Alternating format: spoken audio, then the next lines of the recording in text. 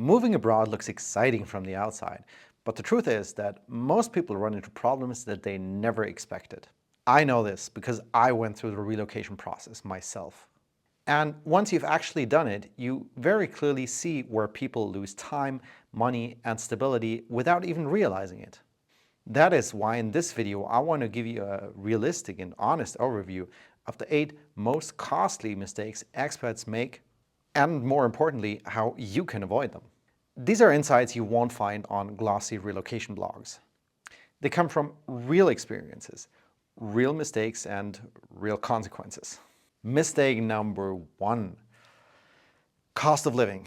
You might actually have the wrong expectations about cost of living, and typically you err on the side of you underestimate it. Where does this typically go wrong? What I see a lot is rent. If you look into cities that are very popular, that are growing, where all the hot jobs are, like Zurich or Munich or London or San Francisco, people often underestimate the rent because they go on some Facebook group or other forum and then they ask, okay, what does a 1-bedroom apartment cost? And then they get all sorts of numbers. And the problem with these numbers is very often that either they're like old in the sense of it's an older contract, and then the rent might be a bit lower. So somebody else who got that apartment years ago is technically paying less than you will pay for a similar apartment, which you can say this is really unfair, but this is also the reality. Like, you have to calculate with that because it's not going away. Or somebody might be living a bit further in the suburbs, which may or may not work for you. Or they live farther outside, but then they have a car, so you kind of have to calculate the cost of the car into the rent, because maybe otherwise you'd pay more rent, but you wouldn't need a car, and then maybe overall it's actually cheaper. Things like these. So be very, very careful if you ask other people, even expats, what they pay in terms of rent. You should already notice when you see that the range is very high. Like if person A tells you it costs 1,000 and then person B tells you it costs 2,000, that should already sensitize you for the fact that rent is a bit difficult, and typically you underestimate it, and it makes your salary very often look much less attractive than it really is, no matter where you go. Independent of whether it's a very expensive city or not so expensive city, or maybe one with lower taxes, rent is typically sort of where your calculation gets screwed up a bit. Also, other factors like a car. You either need a car, kind of, because you're living a bit farther outside, or you don't. And that already can really, really change the cost of living that you have, especially if you're a single, right? If you have a family, then I don't know, maybe you need a car anyways, but if you're single, very often you don't really need a car unless you live so far outside that you kind of need a car to get to work reliably. Mistake number 2, visa and tax topics. The good news is, at least for the visa, it's mostly your employer's job, but to a certain degree, it's also your job, because you have to realize that in most countries, there are certain restrictions of what employers are at least willing or sometimes able to do. For example, if you take Switzerland, right now in 2026, it's really hard to get into Switzerland as a non-EU EFTA citizen. And most employers are not willing to sponsor a visa for non-EU EFTA citizens. It might take some time until you can actually start your job and so on. More important, almost in the sense that it's really often overlooked, is the tax topic. Because what most people do, and I think it's a big mistake, is most people, they just do something, they move to a country, they open a business, they get a new job, etc. And then at the earliest, the next year in Q1 or something, they start thinking about the taxes. And that's often a big mistake, because by then it's already too late. You're like already there, you kind of already did it. It's really hard to start over. And sometimes it's not possible to start over.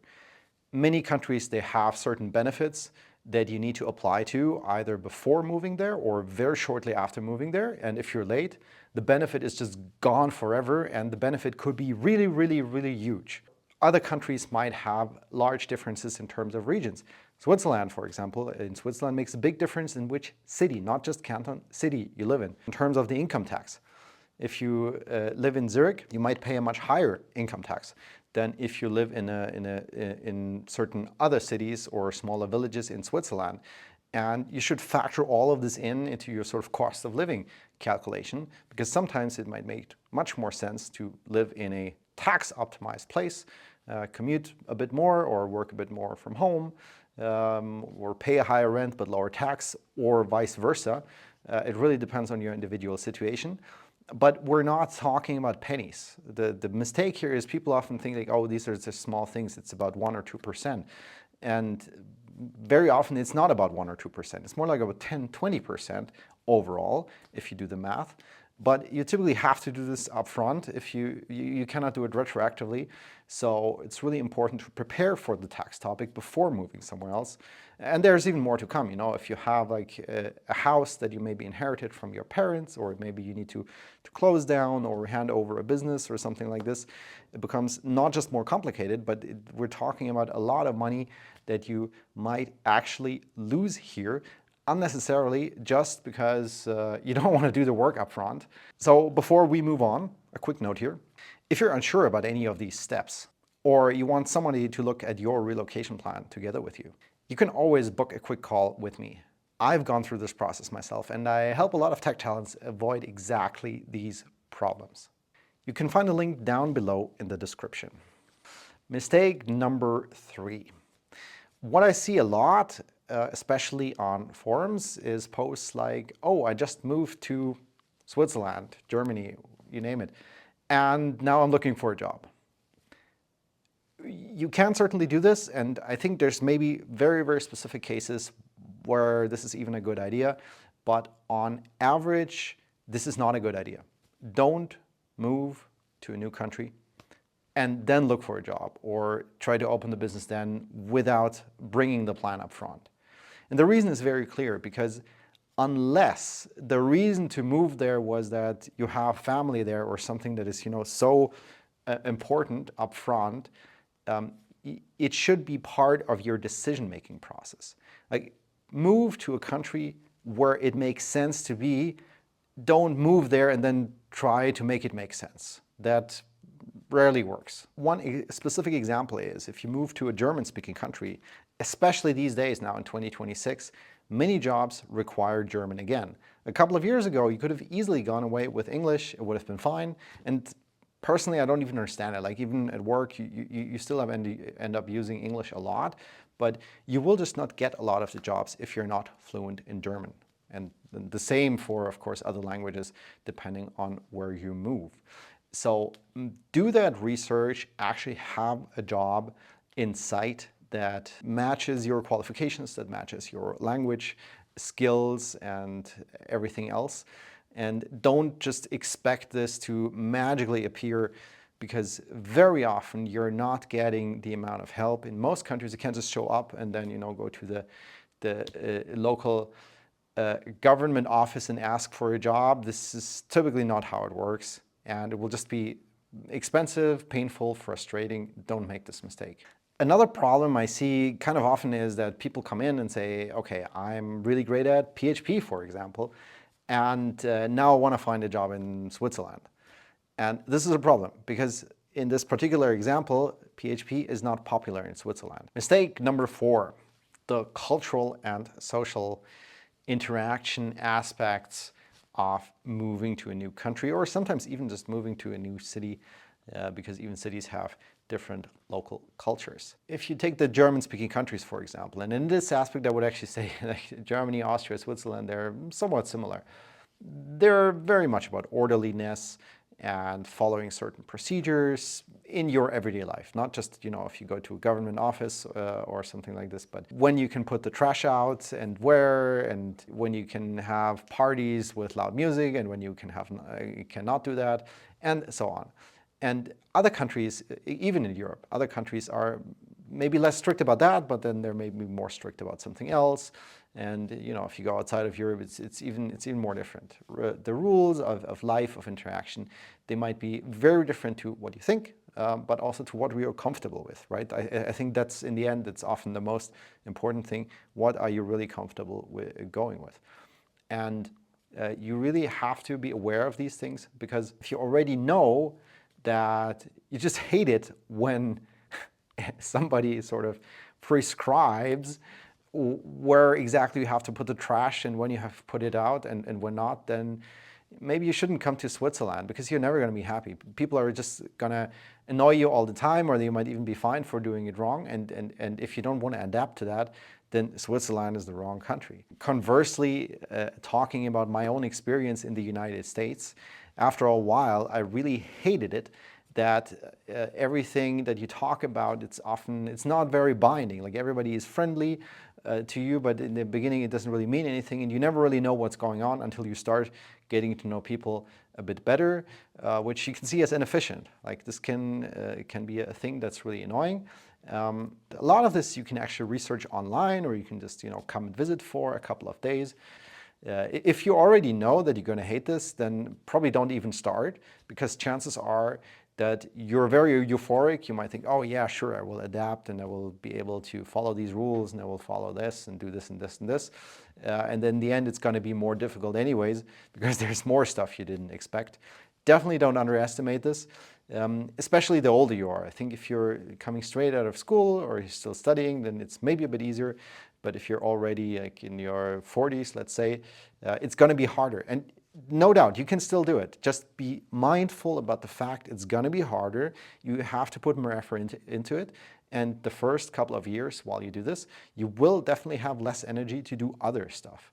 Don't expect to build like the next unicorn business while at the same time you're learning the local language and you're trying to learn the local rules and everything, maybe on an entirely different continent with a completely different culture. This is just not going to work out all at the same time. It could work out in sequence, but not all at the same time. Because if you don't acknowledge these things and actually adapt, you're just going to isolate yourself. You're going to be frustrated. You're going to be depressed. I've seen this so many times. Like you typically don't meet these expats on the street, but sometimes if you go to an expat meetup, and I do this a lot, then I find these expats who've been living in this city, in this country, for like 5 years, and they still don't speak the local language. They still don't, really know their neighbors, or they only know the neighbors who are also expats. And you can very often they even say it, like you don't even have to feel it. They say that they're frustrated and they're mentally prepared to go back to their home country, or at least go to some other country that's culturally closer to their home. They've already given up sort of on this country that they're staying in. Mistake number 5. What I also see often, and what I almost did myself, was not having enough of a financial buffer when moving to a new country. Obviously here it makes a big difference. If you move just to a neighboring country in your same cultural region, you're not too far from friends and family, and you know a bit better what's going on, it's a difference versus going to a different continent where any form of friends and family is far away and where there's maybe a huge disparity in terms of cost of living and other factors that are either in your favor or not so much in your favor. Typically, it really pays off to have about 6 months of the cost of living in the new destination as a financial buffer, meaning you should have about 6 months of what the life will cost in a new location in your bank account without expecting any government help or things like these. Because the truth is that in almost any case, something unexpected. It happens by definition in an unexpected way. You could actually lose your job like in the second month because it's not going well, or something bad might happen to your health. There might be an accident, or whatever it is, right? You never plan for these things, obviously, which is why you need to have this financial buffer so that A, you have a realistic chance of recovery, and B, you don't have to go back to your previous country just because you didn't have enough of a buffer. Whereas if you had that financial buffer, you would have easily been able to manage that challenge. So if you can, always have a financial buffer of about 6 months of cost of living or more. If you cannot, maybe it's a better idea to wait a bit longer, or it could also be an idea to actually pick a country where this is easier to facilitate as sort of an intermediate step, depending on how mobile you want to be and can be for the next couple of years. Mistake number 6, settling for one apartment in the longer run too early. What I see expats doing really often, and I almost made the same mistake myself, was basically making too many assumptions about where exactly you're going to want to live and what type of apartment you want before you even make the move, or like on the first day. Because realistically, in the first couple of weeks, once you've made the move and once you started your job, you're going to learn so many new things that aren't obvious upfront and that can also not be researched. Like even if you do more research, you're still going to get it partially wrong. Because you might realize that let's say the area where the office is, it's maybe not such a nice area in terms of housing. Like even if you could find something that's really close, maybe that still doesn't make any sense. Or maybe it turns out that you actually don't need to be in the office every day, so you might actually accept a longer commute to save on rent, to save on taxes, or just to generally live in a nicer area, or where there's better childcare, or whatever you're looking for. And all of these factors can be researched a bit, but you will never get the full picture up front. And I would say in most cases, like no matter how much you're prepared, you will change sort of the input criteria you're going to put into your search for an apartment within the first couple of weeks, maybe even months after starting a new job in a new country. So it's best to first start with a short-term accommodation for the first 1 to 3 months. Ideally, your employer provides, or at least shows you that anyways, and you don't even have to do it. And then once you're there, you can start searching for something more longer term for your first 1 or couple of years of staying, once you kind of know what you should be looking for. And then you can settle into, longer contracts, or just generally a form of arrangement where you're having more of a commitment. But avoid committing into an apartment early on without really having fully understood what you actually should be looking for. Mistake number 7, you're not networking enough. When you move somewhere new, you might say, okay, going to meetups, networking, and so on. I can do this like much later on. While you probably shouldn't go to the next meetup on like your first work day because you're going to be tired, you should maybe start with the new workplace and actually network as much as you can with your colleagues, be it at lunch breaks, be it coffee breaks, or whatever is appropriate in the environment. To really get all the help that you might need for relocation, for making sure that you have a good start and that everything works out for you. But also because there's probably gonna be some showstoppers in the first month, for example, where you might have some issues, be it something bureaucratic, be it something like you have second thoughts about, did you make the right decision? Maybe the job isn't going so well. Maybe, I don't know, you miss your family or something. And then you really need like all the support. You shouldn't be alone thinking about this or trying to resolve this, or generally feeling alone, because then you might really think, oh, I did the wrong thing. I should rather go home, stop this experiment right now. Whereas really you shouldn't, because why did you come all the way here to even try it out? So this is why you should start networking from the very beginning. But then also later on, it's really important if you want to grow your career, you want to get some more interesting roles, maybe someday you want to change your job after a few years. The interesting positions, they often come through referrals. So you need to be really well networked, be it inside your company, but also outside your company, so you can actually get a chance to meet the most interesting people. Don't delay this. I would actually recommend to start this maybe like in your first month or so, even outside the workplace, but definitely already a bit inside the workplace in the first week, so you don't forget it. This is really important. This is often, unfortunately, it's more important than technical upskilling.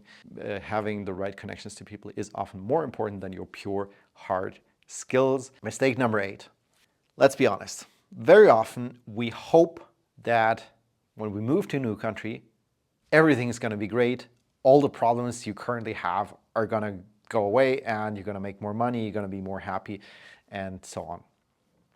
And while this is probably not such a bad way to start it, because it's going to be difficult enough, so it's good to be euphoric and optimistic, you should still be realistic. And keep in mind that not all the problems automatically solve themselves just because you're moving to a new country. If you're moving to a new country because you want to make more money, then it doesn't automatically mean that you're going to make more money. You have to do the actual math and check, is this actually going to work out in a specific job?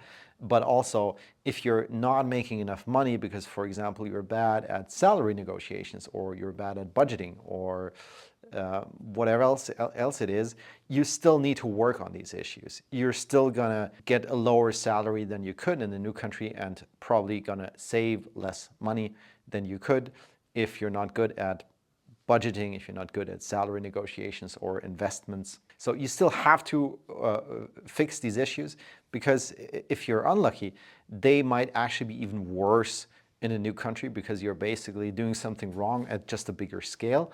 Only, I think, certain problems sort of fix them by themselves. If you realize in the country where you're in right now, there's just not a lot of interesting jobs, yes, then obviously moving to a country where there are jobs in the industry you're looking for, this will obviously be a big step forward. So my advice here is, first of all, start with realistic expectations. Don't believe everything people tell you, especially if it sounds too good to be true. It's probably not true, or it's maybe only half of it is true. And also to sort of get an understanding of what, apart from moving to a new country, do you have to do? Do you have to change your career? Do you have to change personally? Does something about your family maybe have to change, or whatever it is? All of these things need to be factored in, and I can really recommend to get some help. I'm talking about my own experience there. In the beginning, I did it all myself. Some things went quite well. Many things didn't go so well. I could have actually saved a lot of money by getting some help, investing relatively small amounts of money in hindsight, getting help from experts, and preventing certain mistakes that have been made before and that didn't need repetition. So get help.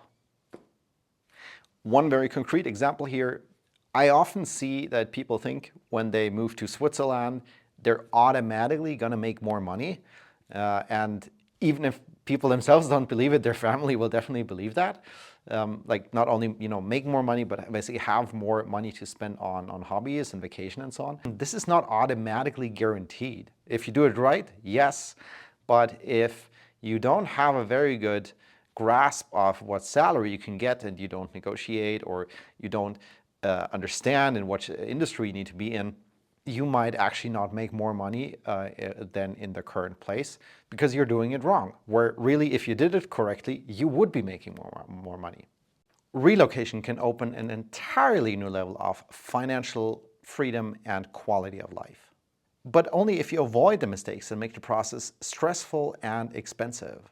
Now you know what to watch out for and how to prepare so your move becomes a real upgrade instead of a constant struggle. And if you want guidance that is tailored to your individual situation, you can book a call with me. We can go through your plans together, identify the risks you might not see yet, and build a clear roadmap that makes your relocation smoother, faster, and more predictable. The link is down in the description. I'm happy to help you make this move with confidence.